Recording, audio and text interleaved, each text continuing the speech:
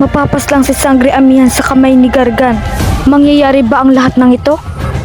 Isa na rin ba akong hangal sa iyong akala? Magkakatotoo na ba ang propesiya? Mamamatay na ba ako? Hindi na bali, Gargan. Mas pipiliin ko pang lumaban at mapatay kesa maging alipin ng kadiliman. Kung kamatayan ang iyong pinipili, pagbibigyan kita. Isang huling pagkakataon, Sangre, ibigay mo na ang iyong brilyante ngayon din. Brilyante ng hangin. Inuutusan kita na lumisan sa aking pangangalaga at agad na magpaubaya kay Danaya! Hawak ko na ang lahat ng mga brilyante. Panahon na upang gawin ko ang aking nais.